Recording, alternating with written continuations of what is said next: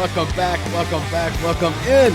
Yeah, found us once again. Shoot the Gap, the Rabbit Hole Fantasy Football Focus Show, here to help you to be gruntled with your fantasy football team and your fantasy football decisions. I am your humble host, Brian the Amigo Baldwin, and I'm so happy that you're able to join me. Yeah, just hanging out here. Yeah, normally I have a co-host. I promise you I do. Okay, I know it doesn't look like it because it's always just me, but but you know they have stuff that pop up. And that's cool. But you always have me, right? I'm always going to be here, right? I'll always be here for you. So this is our 135th show, November 5th, in this hopeful year of our Lord. And man, I have a great show for you today. So today, I'll be going over the game from Thursday. All right, so we'll be talking a little bit about that. We'll be also got some Merry Early Christmas in, okay, a little bit, because I know this is going to be a big show. I'm going to talk a little bit about some news, because also I have the rest of the Shooter Cease Fire for Week 9. Okay, so got a lot to do. Okay, so there's a lot to go, lot to do. So let's get started. Of course, I always like to start off the show with a great big thank you to you. Okay, first of all, I don't say that enough, do I? You know, thank you so much for watching, and thank you so much for subscribing and telling people about it and growing the show. I really appreciate you being here. It's because of you that I'm here, so thank you so much. And I'm glad that you're enjoying it, so I really appreciate you. Thank you. But I also want to go ahead and thank, the supporters of the show, the you guys, High Volume Music Radio, Sports Host app. Okay, so let's talk a little bit about High Volume Music Radio. It's a fantastic app. You can also check them out on highvolumemusicradio.com and also on the Facebook page, High Volume Music Radio Facebook page, right? And so you get incredible music 24/7. The only time that you don't get incredible music is when you get amazing shows like the Monday Mixtape, Rock and Roll Radio, Access Granted, Chit Chat with Tasha Mack, Brown Sugar Express, Blame It on the Boogie, and of course, my sports show, Drive Time Sports with Charlie and Brian. So make sure and check it out, High Volume Music Radio. All right, so let's go ahead and let's get into Thursday night football. All right, so, or at least let's talk about the game. Let's talk about the game that happened on Thursday night. Of course, everybody's talking about the Astros pulled off a 3-2 victory in Game 5 of the World Series, and is now only one win away from winning the World Series, right? Right? That's what we're here to talk about? No. But that is exciting. If you're from Houston, and hopefully if you're not from Houston and you're watching this and you're still like, oh, those guys cheated. First of all, we didn't, but that's okay. I respect your opinion. But Lord willing, the Astros win. And if they do, hopefully they'll stop all that mess. Okay, but this is a fantasy football podcast, so let's move on to fantasy football and let's talk about Thursday night football. Well, okay, so while the Astros were beating the Phillies in Philadelphia, the Eagles were beating the Texans in Houston 29-17. So Jalen Hurts, he was 21 for 27 for 243 yards, 2 touchdowns, and he added 9 rushes for 23 yards. You have to be happy with that. I'm always in this weird spot when it comes to Thursday night football. I really am. I'm like, well, first of all, they've been so bad. Okay, so because they've been so bad, and I've also got jaded because at one point I had Russell Wilson and Cortland Sutton hoping for that stack that never happened.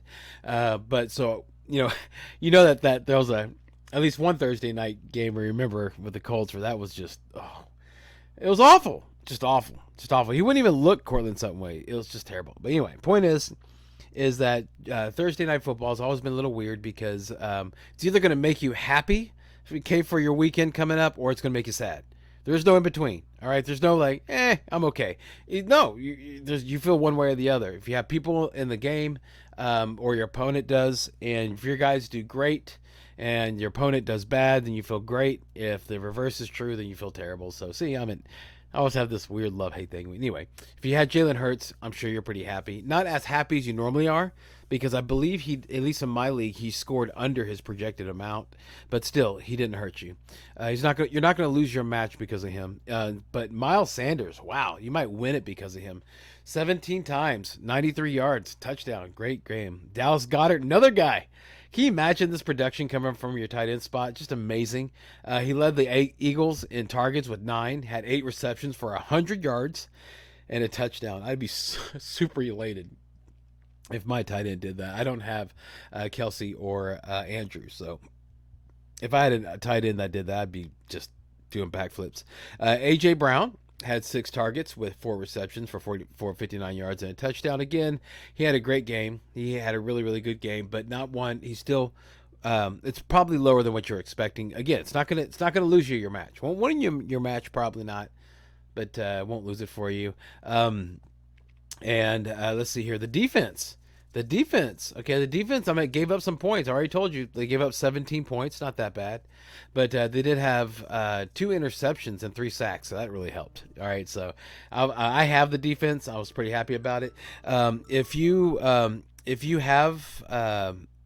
been watching the show for a while, sorry about that, everybody. But if you've been watching the show for a while, then you know that pre-draft I was saying that Philadelphia's defense was going to be that defense that nobody drafts, or they just don't draft them first, and that's going to be a number 1 defense like the Cowboys were last year, and how the Cowboys are doing this year. Great defense this year too. Point is that I was happy that one worked. Wilson and Cortland Sutton didn't, and I've been scrambling ever since. But still, fantasy football gives, it takes away. That's the way it goes. The Texans surprisingly stayed with the Eagles for the first half. Davis Mills threw for 154 yards and 2 touchdowns, which was not something I was expecting from Davis Mills. The TDs went to, who would you think? Who'd you think off the bat? Maybe, the tight end, Jordan Akins, maybe Dameon Pierce, right? Because he did score a receiving touchdown last week. Or it wasn't Brandon Cooks, because, we already talked about that. Brandon Cooks is just mad, man. And I see it, man. I don't get why the Texans held on to him. That was kind of a little, that makes me question. That does make me a little tentative. I'm like a baby deer right now with the Texans, right? They got rid of all the crap, Jack Easterby, and they got rid of Bill O'Brien. And then they also drafted Dameon Pierce in the 4th. So, so I'm like, okay, well, maybe these guys are making some good decisions, right? So I was like, okay. And I proclaimed on this podcast that, that I'm going to start rooting for the Texans. Not going to abandon my Broncos. Okay. Still going to root for my for the Broncos. I'm just one of those guys that when I commit, I'm going to stay with you at least a year. Okay. You got to beat me up pretty bad. Think about it. I was a Texan fan since 2002. And it wasn't until the D-Hop trade that chased me away. So that's a lot of stress and a lot of pain I went through, right? Anyway, so I'm starting to come back. I'm okay. I'll start rooting for them. Then they do this. I'm like, ooh, I don't know, bad decision. Anyway, I digress. Dameon Pierce is just amazing to watch. I mentioned him a second ago. He consistently runs angry, and he's just difficult to stop. I have him on my fantasy team. I am so happy. I love having him in my lineup. So Lord, please protect him. Help him make it through the whole year. I love having him on my team. He had 27 attempts for 139 yards, with the longest run was for 36 yards. Okay, so there's really not much to cover there. Okay, so basically I just went over the facts. Everything was pretty much what you expected. You expected Pierce to do well, and he did against a strong defense. So he's you do know one thing: he's match proof. Okay, so like you can start Pierce at any time, anywhere. He's match proof, and since he's past his bye week, good on you. Okay, and then of course, the other moving parts on Philadelphia, you knew that was going to do fine. So the only thing that you're mildly concerned about, if at all, is just Hurts and Brown didn't score like 1,000 points like they normally do, right? Okay. So, all right. So we got a lot to do, like I mentioned before. So let's go ahead and let's move on to some Merry Early Christmas. Okay. So Merry Early Christmas. Okay. This is when I always find it that it's easier to hear bad news in a good way. So what I do is I'll say Merry Early Christmas to a manager. Okay, then we'll discuss why. Okay, all right, so all right, here we go. So it's pretty easy. Okay, so let's go ahead and let's get started. All right, usually I wait for the music to hit, but I think I'll go ahead and get started without it hitting. Okay, here we go. Merry Early Christmas, Deion Jackson managers.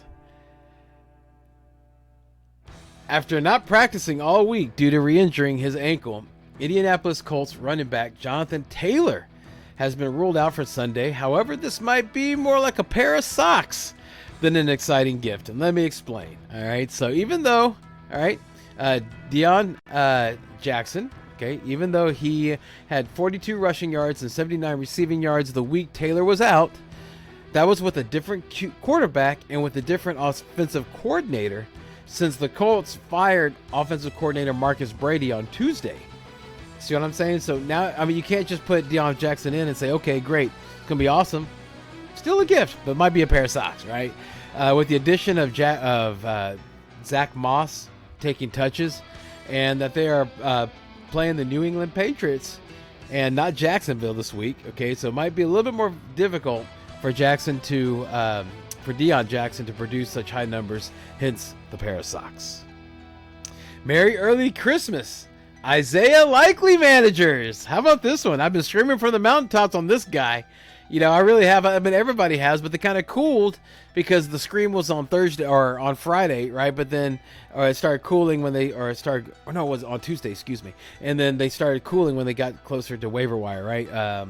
You know, and everything, the other exciting bits. But with Mark Andrews missing practice all week and now being ruled doubtful, and the Ravens bye week being next week, right? It's looking more and more, okay, that more and more likely that Andrews doesn't play or is limited, right? I already just said it a second ago, he's doubtful. So I don't think he's going to play at all right? Even if Andrews does play, with Rashad Bateman being placed on the IR and done for the season, it's also likely that Isaiah will be used as a wide receiver. The arrow was pointing firmly straight up for the rookie tight end. If he's in your polls, come on, man. Go get him. If you're a Mark Andrews manager, you don't have him, dude, what? Were you not watching the game? Right? Why didn't you have that guy as your backup? You need to either, if he's in the pool, grab him. But if he's not, then 100%, without a doubt, you need to go ahead and try to trade for him.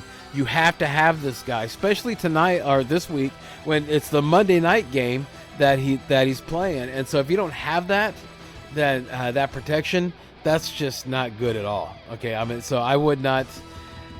I would not recommend you going that way if you're a Mark Andrews. You need to have like. Last one, Merry Early Christmas, Gerald Everett managers. Los Angeles wide receiver Keenan Allen and Mike Williams have been ruled out of the game, and tight end Donald Parham has been placed on the IR, okay, due to his hamstring. Okay, so Austin Eckler should play, but he was limited with an abdomen injury, so it's wide open for Gerald Everett. I know that the wide receivers DeAndre Carter and Joshua Palmer are the ones being tabbed with the gift, but I think it's going to be Everett, simply due to Justin Herbert being more comfortable throwing to Everett. Now, one thing I wanted to go ahead and mention since we're here at the crossroads, all right? Let's talk about Herbert. Let's have an honest conversation about Herbert, right? So he hasn't really produced as well as you were hoping for, and that was whenever he had Mike Williams. He hasn't really ever had Keenan Allen since Keenan Allen had a step back, and he's going to be out this game. I traded for him, man, and that hurts. That hurts. Yeah, it hurts. But Lord willing, he'll be ready for the playoffs in the playoff push. Anyway, point is that even though it's a good matchup, okay, I would not recommend starting Herbert. We'll talk about it, and in certain situations you can. But if you have a better pivot, like let's say if you had Tua, then I would go ahead and go with Tua. If I had Justin Fields, I would go with Justin Fields. You know, if I had Geno, I would go Geno over at Herbert. All right. Oh, look at that. Yeah. So I always like ending that right whenever the music does. It makes me feel like I timed it and did it on perfect when actually it was just coincidence that it happened that way. All right, let's go ahead and let's move on to some news. No news is good news. No news is good news. You ain't got any blues if you ain't got any news. Ha! All right, just a little real quick news here, so I don't want to take too long because I do want to make sure and keep a lot of time for the Shooter Sees Fire. All right, so let's get started with Carolina. The running back Chuba Hubbard being ruled out once again in his due to his ankle injury. Okay, so this does mean that it will be Deontay Foreman carrying the load at running back once again. However, I do want to caution you. You know, Carolina is playing against Cincinnati, and even though they had a down week last week, they should put up a little bit more resistance than Atlanta's religious defense did last week. Of course, I'm saying religious because they're holy, so I would think. I don't know if I can really say that Deontay is going to be as well as he did, but he should get you at least RB2 numbers. I mean, you'll be happy with it. I think a great flex for sure. Let's move on. You hear that, Mr. Anderson? That is the sound of inevitability. Yep. New Orleans Saints wide receiver Michael Thomas has been placed on IR and reportedly is having surgery on his ankle, which will be ending his 2022 season. All right, so if you have him, it's time to move on, man, especially if you don't have an IR. I mean, there's no reason to roster him anymore. Even if you have an IR, I mean, maybe just because, you want to be like, like, hey, look, I owned Michael Thomas at one time, and I like having his name and my team's name underneath it. But so sentimental value, that's all he's going to get you, though. He's not going to get you any fantasy football value. So move on. And it's also great news. Fantastic, wonderful news for Chris Olave managers. Yes, he's the man. He's already shown that he's an elite wide receiver or on the way to be an elite wide receiver. He's got the talents and the ability to do so. And this just gives him opportunity, which is fantastic. He's an every week start, in my opinion, as long as he's healthy. The Rams, moving on. The Rams. How about this, guys? How about this? All right. So, less than a month ago, it was Cam Akers. Cam Akers is out, okay? He'll never play for the Rams again, okay? You fire up Darrell Henderson. First week, Darrell Henderson just goes crazy, right? Does a fantastic job, right? After that, last week, he was sick, I think. Because this is the second player that I am conscious of right now in this season that is sick and didn't do well. Like Devontae Adams last week, same thing. Darrell Henderson, same thing last week. So I guess they attended the same party. Heck, I don't know. Point is that they were both sick and so they didn't perform well. So I was still on board with Darrell Henderson, but now. Okay, now the Rams have made nice with running back Cam Akers, and he was back at practice this week. He has a real chance to play again. And then, of course, you already know about Kyron Williams. Everybody's been screaming from the mountaintops about Kyron Williams, the rookie running back. Whatever. But point is that it's going to be Henderson, Akers, and now Williams. And I believe Brown is there too. So there's a lot going on there. Okay, so what you're looking at. Okay, so this means that no LA Rams running back is worth having. It's going to be a guessing game with the running backs behind an extremely questionable offensive line. So yeah, you know what? If you want to hold on to one because you have roster spot or whatever, I definitely would not be starting any one of these guys until there's like something that shows something, which probably won't. I would not. I wouldn't. Yeah. Oh my gosh. If you need something else, go. Whatever. Like if something pops and there's an expendable person, then that's the one you go after. Rambo, you're not expendable. No, this one is expendable.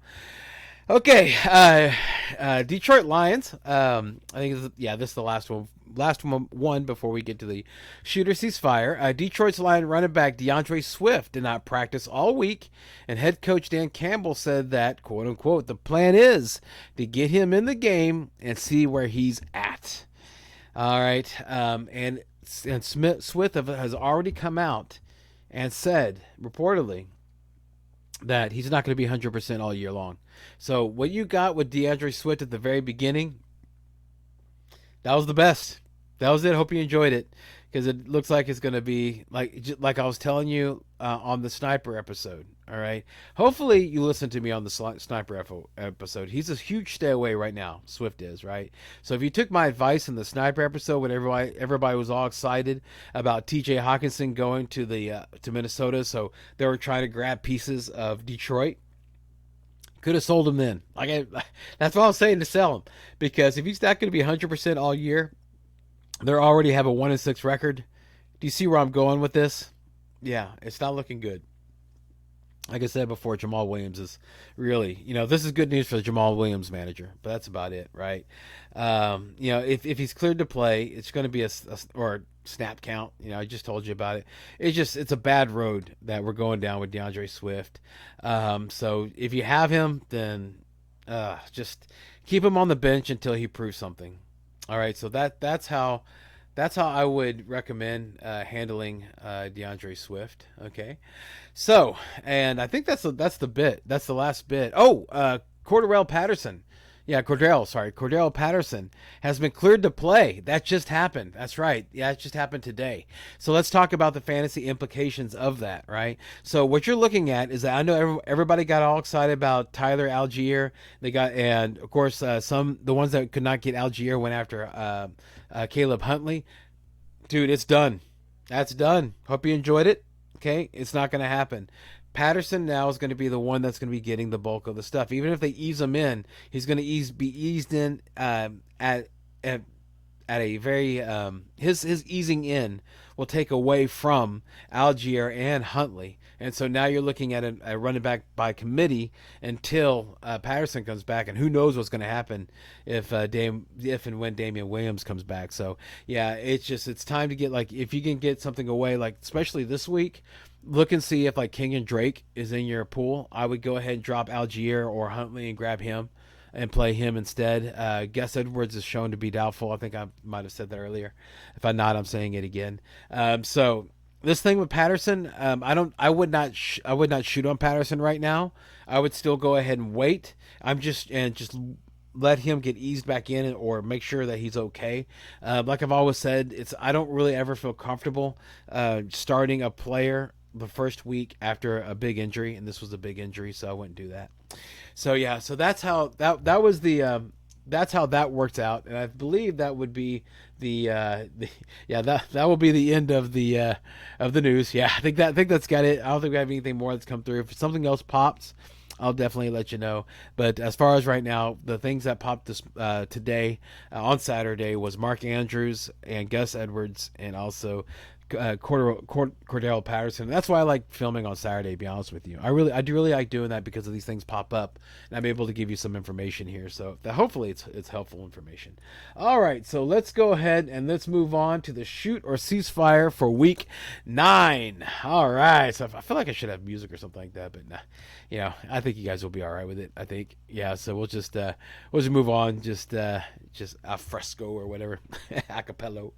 All right, here we go. So it'd be Los Angeles Chargers at Atlanta Falcons. It's over under a 49. The Chargers are favored by 2. It's a dome game, so of course you don't have to worry about any weather there, so that's always a good thing. So let's go ahead and let's go by quarterbacks. Like I was alluding to earlier in the Merry Early Christmas, Justin Herbert is the start. Okay, I mean he is the QB 11 in fantasy this year, but and also Atlanta, they allow the 3rd highest success rate for dropback, for 4th highest EPA per drop back, and 4th most fantasy points per game to quarterbacks. So yeah, because he doesn't have any weapons though, they're very limited. I think he's a low end QB1. He's startable, but just don't expect a lot. Marcus Mariota, I just. No, I wouldn't deal with him. Austin Eckler, if he's good to go, you play him. That's just how it is. Okay, it's just he had the he missed. No, he was limited on Thursday, so he probably picked it up then. But he was also limited on Friday. So if he's cleared to play, then you would go ahead and shoot on him, especially with with Keenan Allen now being out, and also Mike Williams already being out, and no Parham and all that stuff. He's in for a really big game. I already talked to you about the running backs for Atlanta, and Josh Palmer. Let's go ahead and talk about him. He missed with the concussion. He seemed to be. He seems to be over it. He's out of the protocol. He's been practicing in full, so I expect him to go. I would say that he definitely is startable. Okay, I mean he is startable, but I would be looking at like a wide receiver 3. Okay, just because of the trust factor I was saying, is that it's probably going to be Eckler and Everett. Palmer will be getting involved, but we'll see how it all shakes out. He's definitely startable. I just would temper my expectations. Drake London, it's just difficult. I mean, it's difficult in my opinion, dude. I mean, to start him, I just wouldn't even shoot on him. I mean, it's one of those things where we got a lot to cover, so I don't want to dwell on stuff we don't need to cover. Which we don't need to cover Drake London. I mean, I would shoot on him if I had to pick him over Robert Woods. I would shoot on him. That's about it. That's where I'm at. Right. Let's say David Duvernay or Drake London. I would go Duvernay. There's my line. Tight ends. I already talked to you about Everett. Hey, let's talk about Pitts. Let's talk about Pitts. Let's talk about Mr. Pitts, okay? So last week he saw his highest snap share, got 74.6% since week 2, and a season high in targets with 9, okay? But we'll see how it goes. All right, the Chargers are 23rd in DVOA, allowing the 8th most receiving yards and 3rd most yards per reception to tight ends. So they won last game. They were able to score a lot of points. So I would recommend going shooting on Kyle Pitts. Okay, it's one of those things where you just want to be about, but I'm shooting on him. I have Pat Freiermuth. Freiermuth is on a bye week. I'm playing Kyle Pitts. I'm not too nervous about it. Well, I am nervous about it, but I am a little bit confident. Okay, all right, let's move on to the next game, which is Miami Dolphins at Chicago Bears. It's an over-under 45.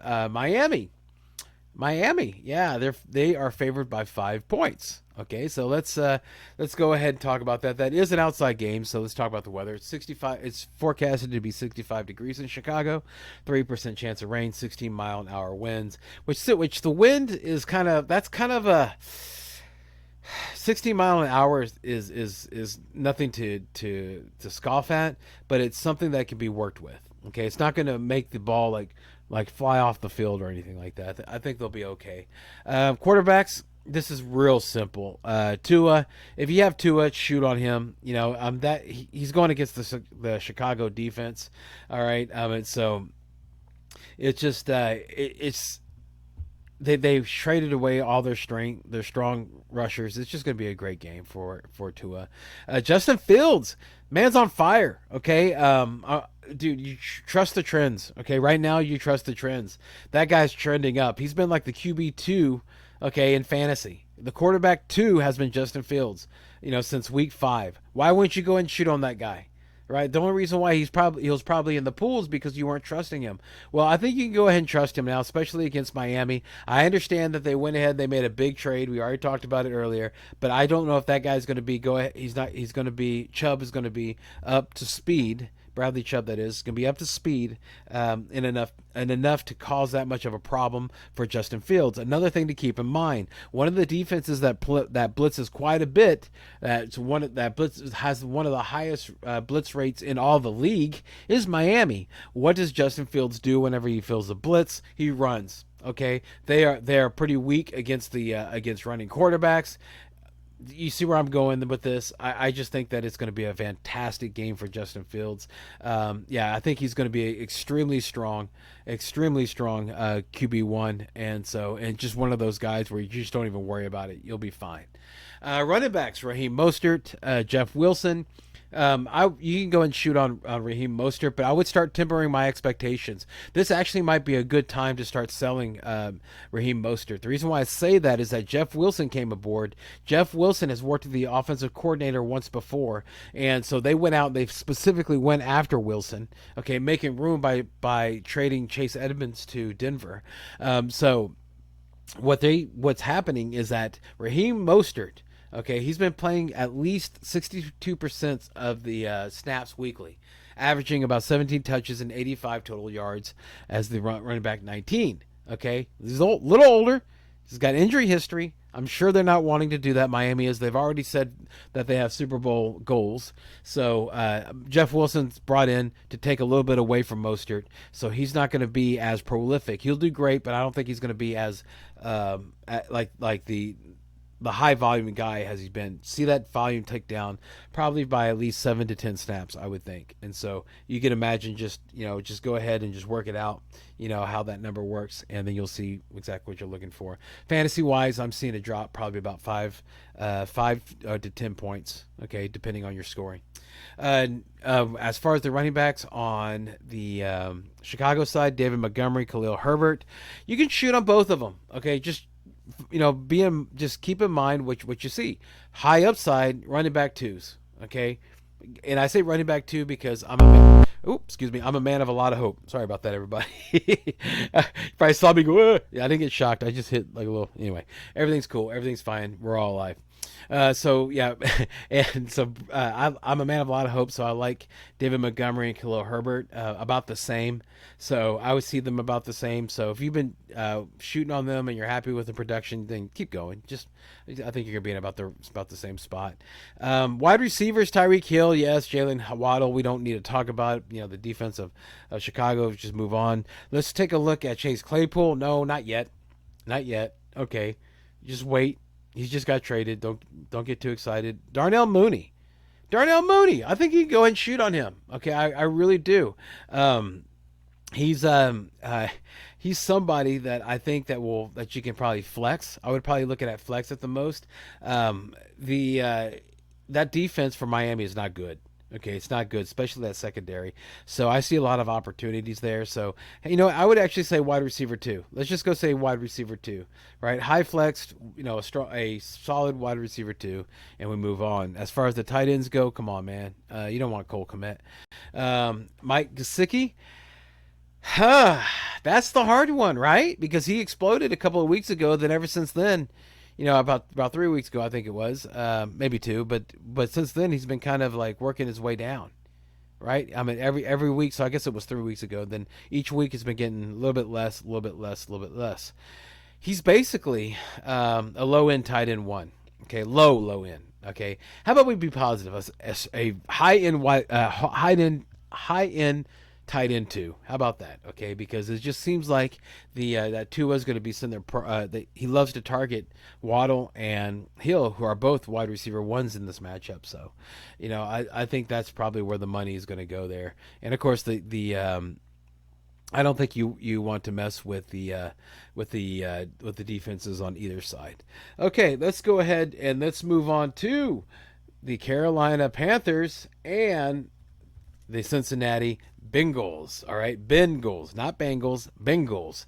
In Cincinnati, it's forecasted to be 72 degrees, 9% chance of rain, 5 to 10 mile an hour wind. Okay, so good day to be playing football, which is very odd and unique in Cincinnati. There's a over/under of 43.5, with Cincinnati being favored by 8 points. Okay, so let's talk about the quarterbacks here. PJ Walker, I think, is like a QB2. Okay, if you're in a situation where you need a quarterback, like with all the buys that are happening, I guess you can go ahead and play him, right? But especially with how Cincinnati did on Scary Halloween, against Jacoby Brissett, who really isn't that scary. So I guess he'd be a high end QB2. I mean, he's startable, but just it's good to have something in there other than a 0, meaning like if you got hit by the bye week. Joe Burrow, all right.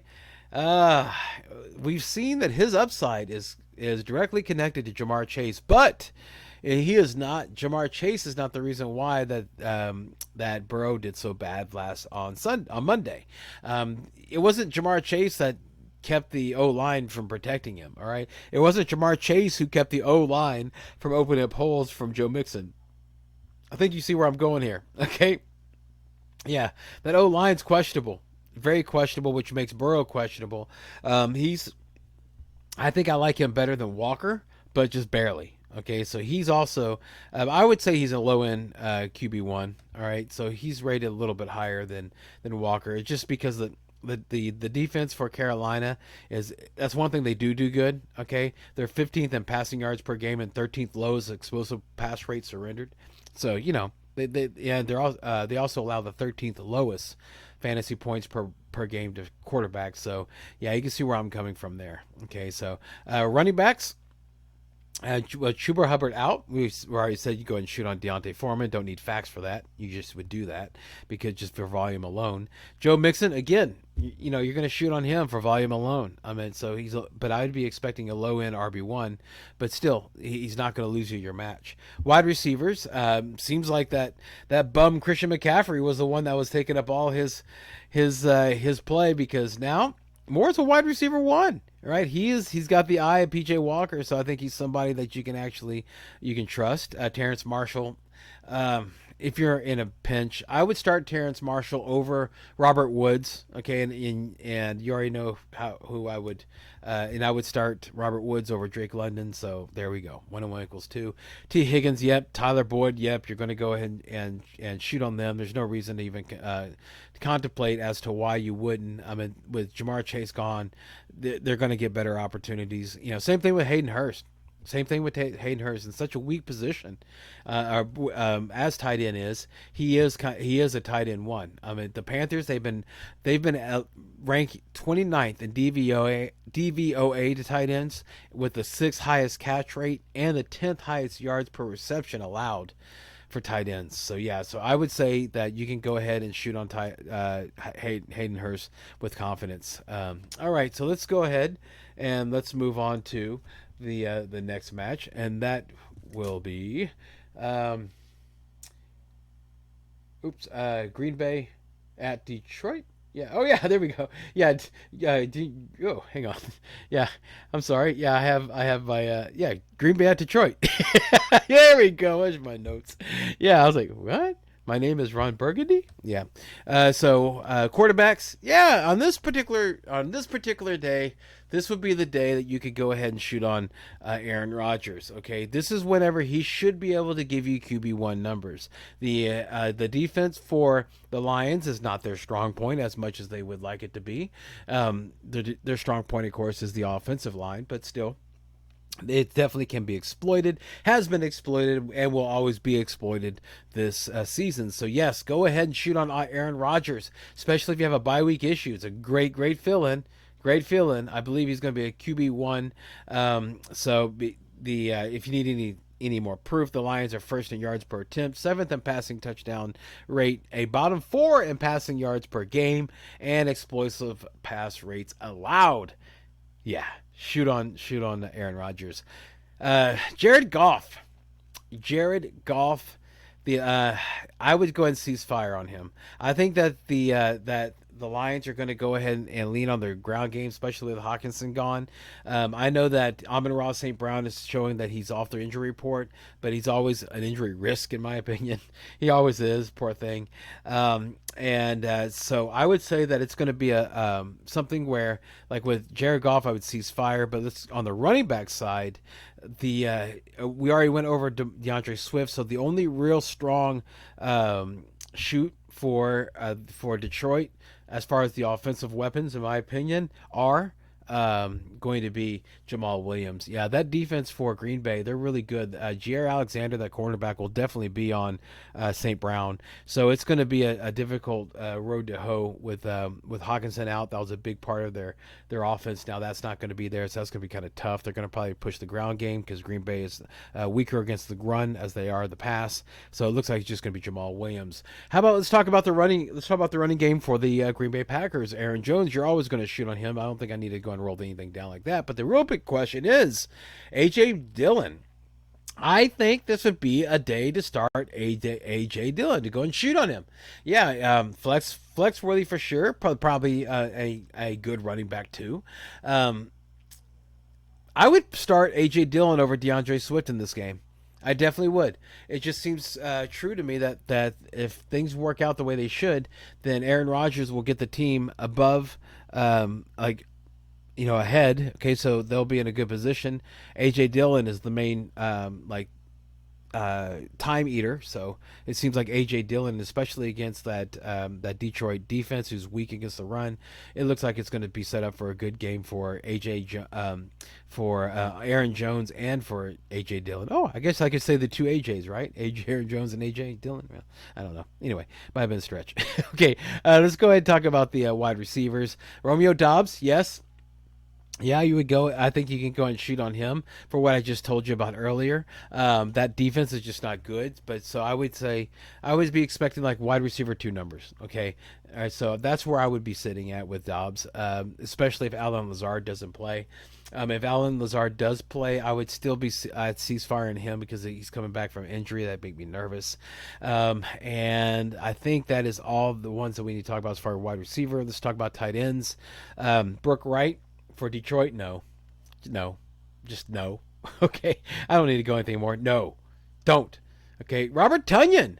I like Robert Tunyon in this game. Okay. If I think that Aaron Rodgers is going to be throwing more than one touchdown this week or tomorrow, which I do think he's going to, then I do think it's a very good chance one of them will be to Robert Tunyon. Especially with Alan Lazard out, Robert Tunyon is somebody that he likes. So yeah, especially in a weak position like tight end, shoot on Robert Tunyon. I wouldn't even worry about it. I would just go with it and just keep on keeping on. All right, let's go ahead and let's move on to the next game, which is let's see here. Yeah, sorry. It is the Colts, Indianapolis Colts at New England Patriots. Yeah, so let's go ahead and talk about that weather there. All right. Oh, I didn't say anything about the weather with Green Bay at Detroit because, of course, Detroit's in a dome. Okay, Indiana and New England. In New England and Foxborough, it's being forecasted to be 74 degrees, 11% chance of rain, 10 to 15 mile an hour winds. Not that bad. All right, so it's an over/under of 39.5 points, and New England is favored by 5.5 points. Okay, so let's take a look here. Quarterbacks. Sam Ellinger. Low end QB2. If you're happy with that, then go with it. I don't really want to spend too much more time on him. Mac Jones. Okay, Mac Jones. That's another low end QB2. So I see both of those guys about the same.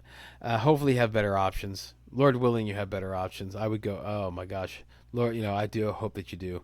But let's go ahead and we already talked about Deion Jackson for Indianapolis. Okay, so RB2. RB2, so I don't think I put a number on it, but now I just did. So let's go and talk about the running backs for New England. This one's real simple. Don't even need all the elusive ratings and missed tackles, forced. I don't need any of that. Okay? Ramondre Stevenson is going to be fantastic because Damian Harris has been out all week with the sickness, and we saw with Devontae Adams last week, just to name one, that and also Darrell Henderson, but I really would go with Devontae Adams. Yeah, forget I said Henderson.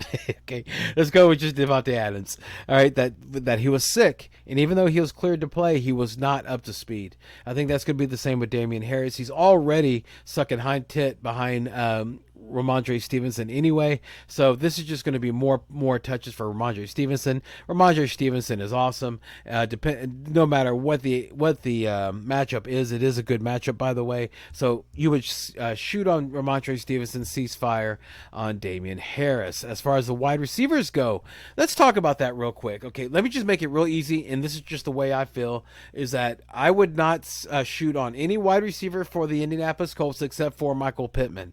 Paris Campbell, no. Alex Pierce, no. I don't care. Whatever, you can bring up on whatever you want. What I'm seeing is that you're seeing a young quarterback hyper target one player. That's what I said last week. Well, I thought that Ellinger was going to do, because that's what young quarterbacks do. They hyper target one guy, and this guy, to all the chagrin to Michael Pittman Jr. fans, is Michael Pittman. Okay, so he saw a 39% target share. That's 9 targets with 30% of the team's air yards, and with 1.96 yards per route run. I know it's a small route, but on PPR, where receptions are king, that's going to be fantastic. He almost had a touchdown, which would have been great, but he got stopped. It was ruled a touchdown, but then it was reviewed saying that he was stopped short. So he's the guy. He's the wide receiver you want. All the other ones I wouldn't even worry about. And absolutely, you need to go ahead and shoot on him, because they're going to be behind the Colts. I imagine, it seems true to me that they're going to be behind. So they're going to need to use him to catch up, especially with Jonathan Taylor not there. It's going to be a big Michael Pittman game, in my opinion. So I think that you could be confident in starting him. I would say a strong wide receiver 2, but even low wide receiver 1 numbers if he gets into the end zone. All right, that's how I would look at there. As far as the wide receivers for New England, that one's real easy too. Devontae Parker's gone, so it's Jacoby Myers. That's basically who New England uses for their attack. Jacoby Myers, Ramondre Stevenson. So that should make it nice and easy for everybody. That's the only person that you would shoot on in the New England passing is Jacoby Myers and Ramondre Stevenson, and you move on. The tight ends, I don't even want to play with them. Just no. For sake of time. Let's just go ahead and just keep going. All right, there's just no reason to mess with it. All right, so let's move on to Buffalo Bills at New York Jets. Okay, now this has an over-under of 47.5 points, with Buffalo being favored by 12 points. Yeah, 12 points. Yeah, that's going to be a good game for Buffalo, according to Vegas. The weather should be as forecasted to be 75 degrees, 12% chance of rain, 5 to 10 mile-an-hour wind. This should be really simple, everybody. Listen to me. I sound like I'm in a hip-hop song, right? Everybody. Yeah, real simple, everybody. Yeah, okay. Quarterbacks, shoot on Josh Allen, ceasefire on Zach Wilson. Just don't even try. As far as running backs go, you can go ahead, and especially in a bye situation, you can shoot on Devin Singletary. I'm going to be a little nervous. I'll be honest with you, mainly because of the fact that Nyheim Hines. It seems like if they're going to be favored by 12 points, it seems highly likely that they're going to be trying to use the Nyheim Hines. They're going to try to break him in. They using like a lead to go ahead and try to break in Nyheim Hines. So I think that he's going to take away enough to where Devin Singletary does what Devin Singletary does. I don't think there's going to be any type of bump there with Zach Moss not there. He wasn't being used anyway. It's going to be like a Devin Singletary, Nyheim Hines, James Cook, situation, right? So none of those guys, in my opinion, are ones you'd shoot on, especially Nyheim Hines. He's good to have on your roster just to see what's going to happen, but he's not somebody who's acclimated in, so definitely not somebody you want to shoot on. So none of these running backs. Like I said, Devin Singletary, if you like what you saw before, then go ahead. But that's what I would go ahead and assume you're going to see. Maybe even to a lesser degree, because that New York Jets defense is no joke anymore.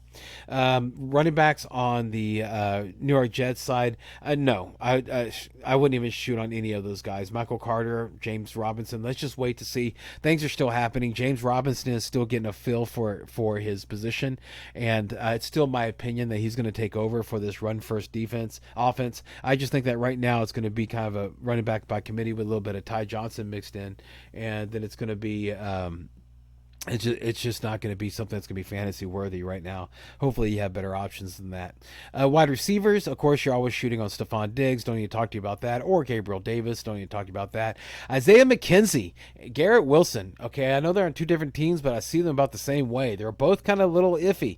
I know Garrett Wilson had a great game last week, but they're going to be going against New England, and I think that New England is going to really do well against this team, so I don't think that you're going to see Garrett Wilson get what he got last time. Everybody was kind of surprised because Zach Wilson doesn't really throw the ball that much. Well, now they're going to prepare for it, and I think they will be prepared for it. Tight ends, so Garrett Wilson, shaky flex at best. Isaiah McKenzie, same. Yeah. Actually, he's a flex. He's a flex with touchdown upside. How about that? Talk about tight ends, Dawson Knox. Talk about somebody who has who is touchdown dependent. That is, touchdown dependent tight end. Your name is Dawson Knox. Yeah. So I think that Dawson Knox, will be. He's playable in such a thin position. The Jets have given up the 6th most receptions and 2 tight ends and the 7th most receiving yards. Okay, but they are the only one of 3 teams yet to allow a touchdown to a tight end. Okay, so see where I'm coming from there? That sounds like tight end 2 numbers. Hopefully you have something better. Tyler Conklin, do you go off of what you saw last week? No. Sorry. Buffalo's number 1 against tight ends. Nope. It's a brutal matchup. All right, they're second in DVOA against tight end, adjusted against tight ends, with 0 touchdowns allowed and the 5th lowest yards per reception given up. Run away from Tyler Conklin. He's already showed you that his floor is 0. He did that a couple of weeks ago. So it's not going to be more of a floor game for Conklin. I'm not saying he's going to get zeros. I'm just going to say it's going to be closer to 0 than it's going to be closer to 24 than that he had last week. Okay, let's move on. Let's move on to the Minnesota at Washington. So that is an over-under of 43.5 points, and Minnesota is favored by 3.5 points. This is going to be outside, so his forecast is 77 degrees, 18% chance of rain, and 5 to 10 mile-an-hour winds. Okay, so let's go ahead and take a look at it. Quarterbacks. Kirk Cousins, yeah, man. Yeah, he's been playing better. Okay, he's been playing better over the past 3 weeks, so this won't be a cakewalk for sure, but he's definitely somebody that you can shoot on. He's not gonna win you your game, but he's not gonna lose you your game. So in this whole, like, where 6 teams are on bye week, he definitely is a playable quarterback. So I would say low, high end, really high end QB2, low end QB1. Tyler Heineke. He's also a borderline QB1. In his 2 starts this season, he finished as a QB13 and a QB8. All right. Last week he flashed rushing upside, and dude, he's targeting and he's hyper targeting. I can't. I'm about to talk about him. I don't know why I can't remember his name. Oh, yeah, here we go. Terry McLaurin. Sorry. Yeah, he's hyper targeting Terry McLaurin. So it seems like he's one of the people, unlike Carson Wentz, there's like, you know what? You got this uber talented wide receiver. If you really throw him the ball, good things might happen. That's the Sam Ellinger route. So see, this is what I'm talking about there. So yeah, I would view those 2 guys, Kirk Cousins and Heineke, about the same. There we go. So hopefully that gives you an idea of, like, on your choices. Dalvin Cook, yes, you would always shoot. You always shoot on Dalvin Cook. Ceasefire and Alexander. All he is really is just a handcuff. All right, a high end handcuff, but a handcuff nonetheless. If you have Dalvin Cook, that's the only reason why he should be on your roster. If you have Dalvin Cook, or if you have a really deep league, that's about it. Running backs for Washington, that's a little bit more dirty. Okay, a little muddy, right? We got J.D. McKissick, who's already out, so you already got that taken care of. So that clears things up a little bit. But Antonio Gibson, Antonio Gibson. He's since Brian Robinson's return, he has averaged 11.6 touches and 69 yards per game. He's seen a 17.6% target share. Okay, that's 5 targets per game, averaging 33% of the snaps. All right, so it's a part-time role for sure. Okay, but he does have upside. So I would say he's like a high-end running back 3 flex. How about that? Let me make it easier for you. He's a strong flex, okay, with upside.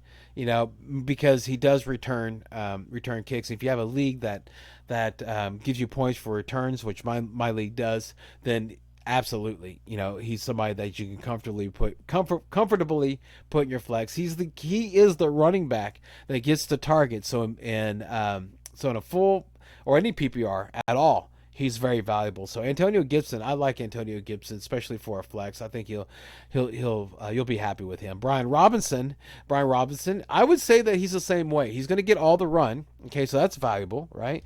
Especially in non PPR.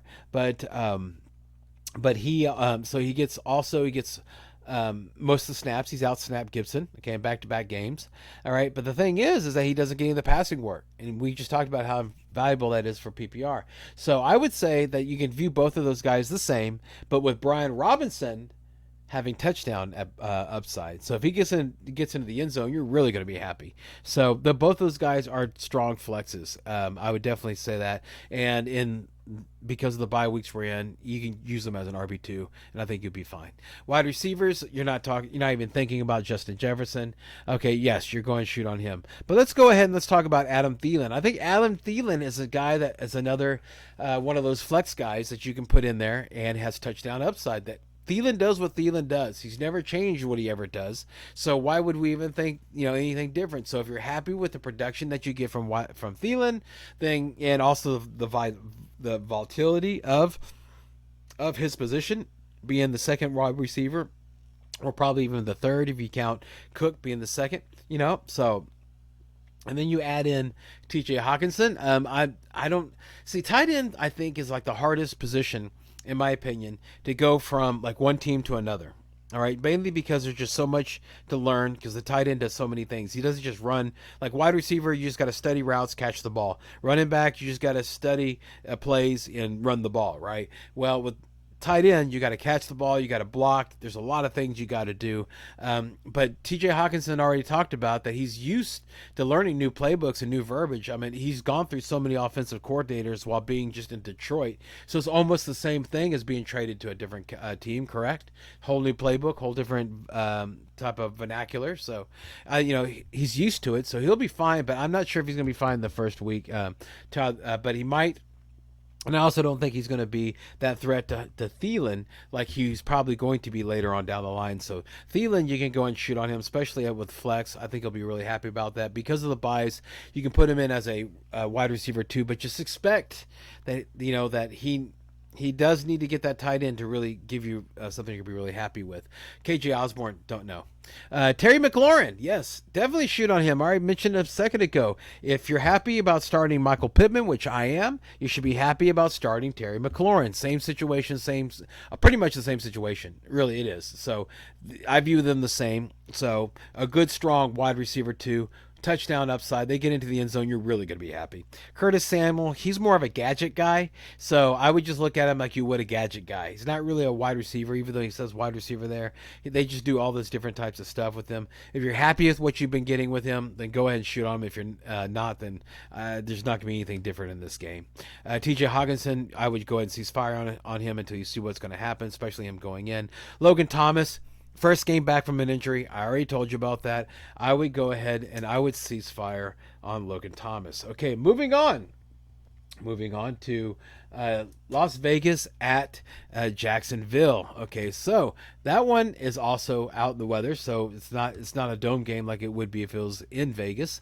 But so the weather report there is that it should be 64 degrees in Jacksonville, 4% chance of rain, 4-mile-an-hour winds. Nice day to be playing football. The over-under is 47.5, with Jacksonville being favored by 1 point. Okay, so nothing too excited there. Yeesh. These quarterbacks, they haven't really been doing much, really. Derek Carr, I mean, he's so hard to trust. Sometimes he's good, sometimes he's not. It's tough to really trust that guy, right? So I would go ahead and not trust him especially right now, dude. I mean, right, like if you're where I'm at right now, I'm 4-4, which means that I'm in the playoff hunt right now. I'm definitely like ranked to be in the playoffs right now. But man, any like slip, if I slip too much, then I'm going to be on the outside looking in, playing the consolation bracket, which is okay, but still, man, you want to go for the championship, especially since I want to, I've got 2 in a row. I'd like to make it 3. We'll see what the Lord says. But anyway, Derek Carr, I would go ahead and cease fire on him if you can. Find something else. Trevor Lawrence is actually in a better position. I think that the Vegas defense is worse than Jacksonville. So I think that in this situation, you can go ahead and you can shoot on Trevor Lawrence. I would say QB2 numbers, like a high-end QB2, low-end QB1, okay, especially in this matchup. I also think that in this situation, I would shoot on Trevor Lawrence over Derek Carr. He'd be the quarterback that I would favor.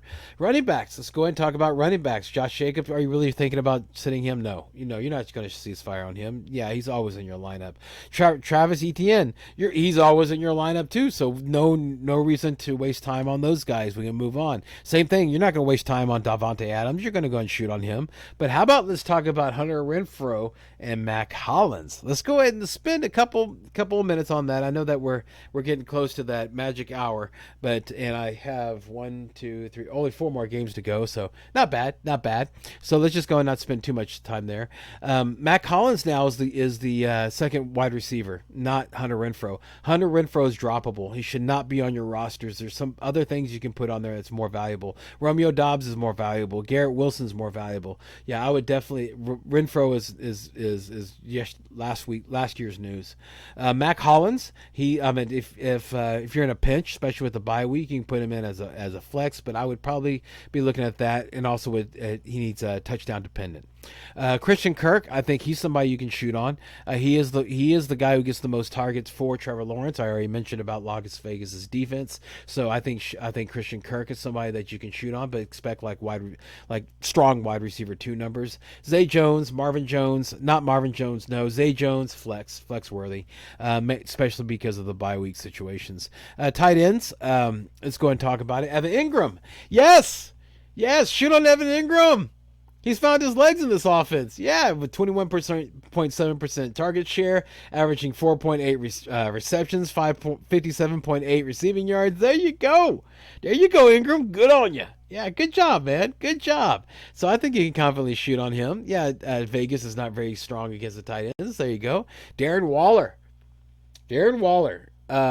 He got his hamstring injury in week 5, right?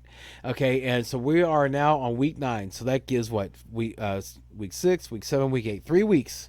All right, on a hamstring strain, which he has, that's the minimum. 3 weeks is the minimum for a hamstring. Okay, and for an older wide receiver like that, man, I would be very surprised to see if he plays. He shouldn't play. All right, that they should protect him from himself, even if he says like he needs to, because I know the coach came out and said that that nobody works harder than Darren Waller to get back, so he's working really, really hard, and that's fantastic.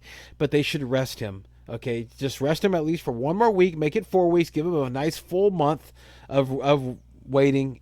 Foster Moreau. If that happens, then Foster Moreau will be a great streamer. I really think he's going to be good because of the way that the targets that he would get, it would just be him and instead of no Darren Waller. I think it would be a really good play, like a QB low tight end 1, high tight end 2 for Foster Moreau if Darren Waller's not there. If Darren Waller does play, don't play him. Risky. You cease fire on Darren Waller any which way you look at it. Okay, let's go ahead and let's move on to the Seattle Seahawks. Okay, at Arizona Cardinals. Okay, no reason to do any weather on this one because it's a dome game, so we're all good to go there. So let's go and take a look at the over/under is 50 is the over/under, with Arizona being favored by 2 points. Yeah, so let's go and talk about the quarterbacks. Both of them you can shoot on strongly, confidently. Geno Smith is going against Arizona. Now, I will tell you that he had the same matchup 3 weeks ago, and he did not do that well. Okay, and so I would say that he would be somebody that you can be confident that's going to not lose you the game, but Geno Smith will not win you the game this week. Okay, it seems true to me that they're going to be moving on Kenneth Walker a lot, and so it's going to be a Kenneth Walker game more than it will be a Geno Smith game. Okay, but Kyler Murray, now that D-Hop is back, as long as D-Hop is healthy, because I'm still of the ilk that thinks that the ilk, I should say, not that elk is an animal. Ilk is what I'm trying to say. I'm still the ilk of that DeAndre Hopkins is not going to last all year long. He's just been looking really good right now because has fresh legs and he's healthy. Let's take a look and see where he's at in about 2 or 3 more weeks. Let's see where he goes. But as he's still there, he's doing great. Kyler Murray loves him. So I would say Kyler Murray's a QB1 as long as D-Hop is healthy. Running backs, Kenneth Walker, yes, I already talked about it. James Conner, no. Even if James Conner plays, no. All James Conner can do at this point is hurt Eno Benjamin. That's it. That's where the question is for Arizona running backs. If James Conner plays, then you cease fire on Eno Benjamin. If James Conner doesn't play, then you go ahead and shoot on Benjamin. Okay, so it's just that simple. At no scenario do you shoot on James Conner. You just keep on moving. Wide receivers, Tyler Lockett, you can shoot on him, but I would think about a strong wide receiver 2 numbers if he gets into the end zone. Wide receiver 1, same thing with DK Metcalf. D Hop, I already talked to you about that. Strong wide receiver 1. You're not even thinking about setting him. Rondale Moore is absolutely somebody that you can go ahead and shoot on this week. He played 51% of his snaps from the slot last week. Okay, that is exactly where he should be. When he's in the slot, that's whenever he does really, really well. I mean, he had with 51% in the slot, he had eight targets, 7 catches for 92 yards and a touchdown. All right, great. That's fantastic. I think he's going to do well. I think you can confidently start him as a strong wide receiver too. Shoot on Rondale Moore. Tight ends. Zach Ertz, Seattle is the league's worst against tight ends, so you would shoot on Zach Ertz. And then last time that they played Arizona, okay, the tight Noah Fant did well, but again, there's Will Disley. So you have to choose which one to do. If you're in that situation, even though the Cardinals have given up the most receptions, second most receiving yards, and most receiving touchdowns, I would not shoot on. I would not shoot on. I would not be confident to shoot on. If I had to, I would. If I had to choose between the two, I would go with Noah Fant. Okay, so Noah Fant, they're both risky. Okay, because of the matchup. Just hold on tight. Okay, that would just be my recommendation. It's just hold on tight. Okay, if you want to shoot on them, go ahead. Just be careful. All right. So okay, never mind. Okay, so let's go ahead and let's move on to the next one, and that is Los Angeles Rams. Los Angeles Rams at Tampa Bay Buccaneers. This is another outside game, so the weather forecast will be 88 degrees, 19% chance of rain, 5 to 10 mile an hour. So all the weather this week should be good, Lord willing. It's a 42.5 over under, and Tampa Bay is favored by 3 points. All right, so let's go and talk about the quarterbacks. Are you really happy with Matthew Stafford? Really? Are you really happy with Matthew Stafford? No. I don't think he's not even a rosterable, so why would we even talk about him being somebody you would shoot on? Tom Brady, though. Tom Brady. Okay, they are very frustrated. Okay, they're very frustrating to have, all right? But, he's going to get back on track at some point. Maybe now that the divorce is final, he can focus on football. I would say that he would be like a strong QB2 right now. And low-end QB1, you got to get prove-it games from that guy. I'm sorry, you just got to. The running backs, we already talked about the running backs for the Rams. Stay away. The running backs for Tampa Bay, that's a little bit more of a tricky, little sticky wicket. Leonard Fournette, okay, you can go and shoot on him, but he's touchdown dependent. Okay, he's an RB2. And a low end RB1 if he gets in the end zone. That's it. That's all he's at. And then you got to worry about that Rachaad White is starting to come in. All right. I mean, he's a low end flex play, but I mean, he's been really taking over and he's gotten like 7. He averages 7 and almost 7.5 touches per game. All right, about almost 40 yards per game, since week 4. So that takes away from Fournette. So that's what that's doing. That's eating away from Fournette. And that's why I'm so worried about Fournette. I'm not sure if the window is closed yet. Probably not. But I would be looking to try to ship Fournette and see what you can get for him. Yeah, I just get really nervous about that guy. And that O-line just can't block for him. So it's just very shaky right with those guys. So Fournette is basically a strong flex play, low end running back 2. You're only going to really be happy if he gets into the end zone. So he's touchdown dependent. Wide receivers. Cooper Kupp, he didn't practice Wednesday. Okay, got a limited practice on Friday and Thursday. Oh no, limited on Thursday and was a full go Friday. So he should be good to go. Unless something happens pregame, he should be fine. So yeah, go ahead and start him. Shoot on him with no worries. Allen Robinson, nope, don't even do it. Van Jefferson, nope, don't even do it. Mike Evans, Chris Godwin, yes. you always shoot on those guys, because they do have chances for explosion. They're very talented, and that's the things that they're extremely talented. Even though that their quarterback isn't getting them the ball as much as well as he should, I think that's going to change. Tom Brady is just too good to be that bad, so I think he's gonna be better. And Evans and Goodwin will be the beneficiary. Yeah, Gage is ruled out with a hamstring. Julio Jones, come on, man, you're not looking that way. Tight ends, Kate Otten, tight end 2. You saw what you got with Kate Otten, so if that's what you like, then go ahead and roll with it. Tyler Higbee, though. Tyler Higbee's the one that's a little bit weird. I know that he had a down week, but I think he'll be fine. I think you can trust him to be a tight end 1. All right. The only people that I would start over him other than the normal ones is something like Isaiah Likely. And we'll talk about him here in a little bit. But he's one of the ones that are kind of like might be in a pool or might be somebody you might just picked up that I would shoot on over Tyler Higbee. Hayden Hurst I would shoot on over Tyler Higbee. Okay, so all right, so let's go ahead and let's move on to the next one, which is Tennessee Titan at Kansas City. Okay, so let's go ahead and talk about those guys really quick.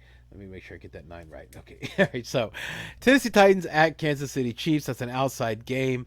So let's go ahead and talk about that real quick. 44. Oh, it's going to be a cold night. It's going to be 44 degrees, 4% chance of rain, 5 to 10 mile an hour wind. So if it's cold, already know about who in this game I'm leaning towards. So let's just go ahead and just jump through this real quick. Malik Willis, no, you're not shooting on him. Patrick Mahomes, of course you're shooting on him. No reason to go into that.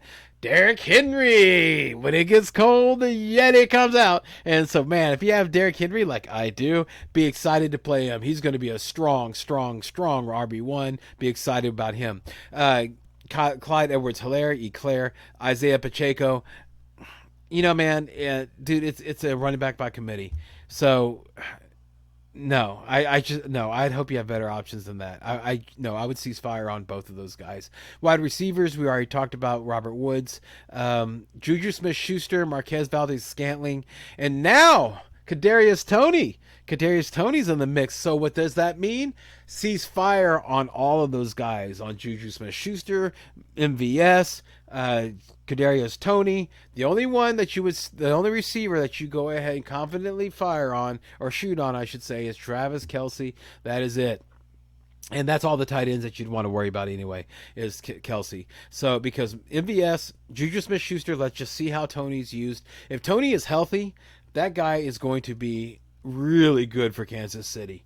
All right. So I went back and I looked at his highlight reel from last year, and actually some of this year. And dude, him and Patrick Mahomes together, that could be really good if he's healthy. So let's see what the Lord says on that. But I think that basically covers that game. All right. So on Tennessee, you shoot on Derrick Henry. That's it. Kansas City, Mahomes, Kelce. That's it. Nice and easy. The defenses for Kansas City, yes, but not for Tennessee. All right, last one. All right, so I thank you so much, everybody, for hanging out with me to this point. All right, I'm trying to get through it fast, so hopefully you're getting enough information and entertained, and you're able to help make your decisions here. But this one is Baltimore Ravens at New Orleans Saints. Again, dumb game. Don't need to worry about the weather, so let's go and talk about the quarterbacks. You can go ahead and shoot on Lamar Jackson. I think you could do that and he's a QB1 in my opinion. All right. And I'll explain to you why in a second. But I'm telling you right now, he's going to be a QB1. In fact, let me just go and tell you anyway. Why suspensions, right? Stupid. We're about to get there anyway. Even though Mark Andrews is probably doubtful to play, same thing with Rashad Bateman, he has Likely. Isaiah Likely broke out last game, and and I think that he's earned the trust of Lamar Jackson. Lamar Jackson had QB1 numbers with Isaiah Likely being the main tight end because Mark Andrews was knocked out of the game early. So in this situation, I think that it's Lamar Jackson is going to be fine because of Isaiah Likely. I believe he's going to, and also Kenyon Drake, but we'll talk about all that in a second. Andy Dalton, I think he's going to do fine. He's going to be fine. He's going to be like, you're probably going to view him like Geno Smith. All right, he's the Ravens defense isn't as scary as it used to be, and that he is somebody that has upside to be a QB1. So he's not going to lose you the game, but he's not going to win it for you either. But but in certain circumstances, he has chances to explode. There's chances where he could pop to something really, really great. So like last time where he threw like, I don't know, about 2 interceptions, but even though he threw 2 interceptions, he still did really, really well and had a phenomenal game fantasy wise. So there we go on that. So let's go ahead and move on to the running backs. Gus Edwards is doubtful, so he probably won't play. So what does that do? That makes Kenyon Drake he is definitely somebody that you can shoot on. Okay, Kenyon Drake has always done well whenever Gus Edwards is not around. So he did really well last week, and I think he's going to do really well this week. New Orleans Saints, they're a good defense, but they're not anything that's to be feared, especially on a pass catching wide running back like Kenyon Drake is going to be. So I think he's going to do really, really well. No worries there. And Justice Hill, come on, man, let's keep going.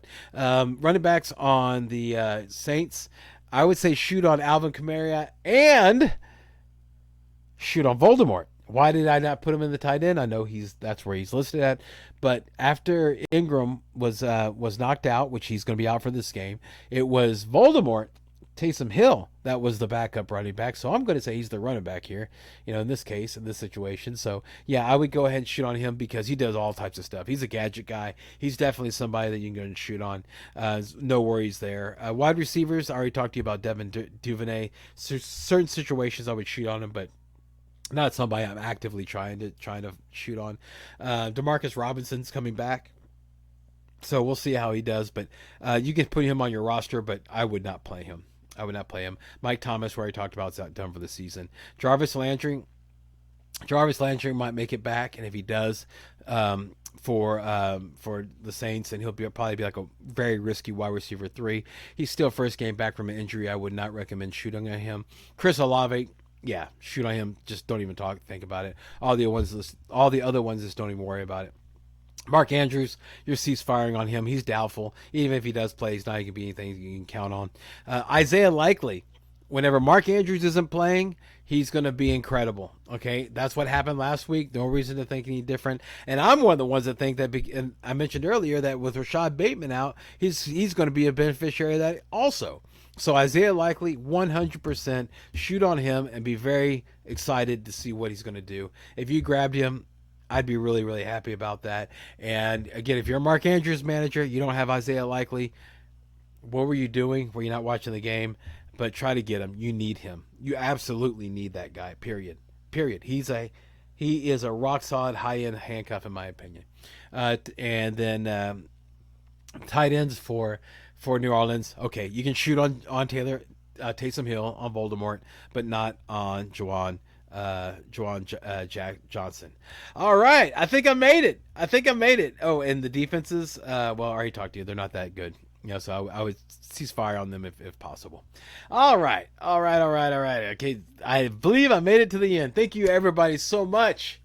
Thank you so much for hanging out with me. Seriously, and listen to my words of hopeful wisdom, just to help you make decisions. Okay, it's not the gospel. It's just what I see, okay, and what I've researched. Okay, and so hopefully it helps you make a decision, help you be gruntled about your decisions. I want to thank you again for watching. If you enjoyed the content, if you enjoyed this, if you hung out this long and you enjoyed it, and you haven't done already, please make sure to like and subscribe, click the bell, tell a friend, help grow the show. We have these shows bi-weekly. We also have the shorts. We also have sniper episodes. So we give you a lot of content throughout the year and things that should help you with helping you make decisions, especially those sniper episodes and those shorts. They kind of help you with really quick situations that might be happening.